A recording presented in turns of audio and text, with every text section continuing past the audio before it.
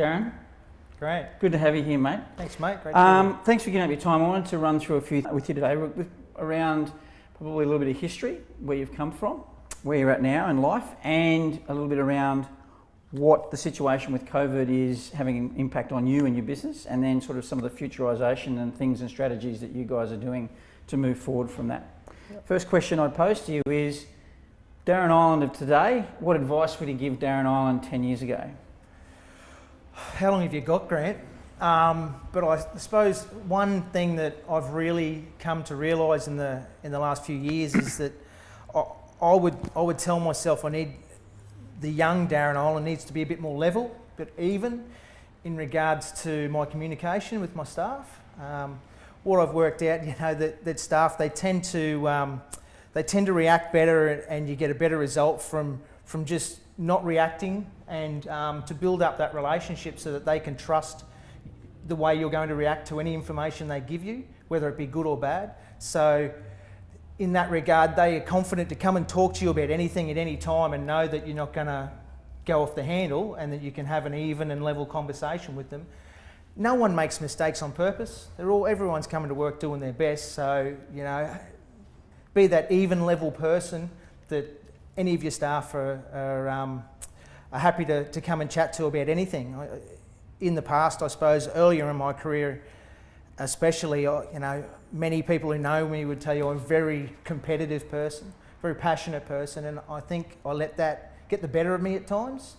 And I've learnt from that, and I've actually got a couple of young blokes that I'm managing at the moment that they're in new to management roles, and I'm really working hard with them on that, and we're starting to see the benefits of that, because their staff are reacting a lot better with them than they have in the past. So I think that's a big one for me. I definitely wasn't as even and level as I am now back in the early days. It's a good point you raise. A lot of people always talk around having an open door policy, but you inevitably know that as soon as you step across the threshold, it could be World War III, right? Yeah. So having an open door policy and being approachable certainly is one of those traits that any management or person in a leadership position would need to have.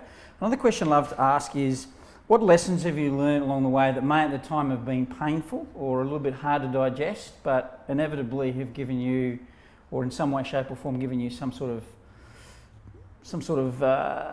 value now in the position that you're in at the moment? I probably took on too much myself, and I've worked out that you don't get the best out of people doing it that way, and they're never going to live up to your expectations because you don't give them the opportunity. People, they learn from mistakes, and you need to allow people to make those mistakes so that they get better. And I'm a big believer now that if someone can do something to 60% as well as you can do it, let them do it, because eventually they'll be able to do it 150% of what you can do it, because they can devote more time and energy to it, because you've got so many other things to do. So you just need to spend that time and effort, go through that pain of training them up, educating them, bringing them up to the level, and you'll get so much more out of them, and it'll take time away from your day so that you can do other things that are probably more important. Yeah.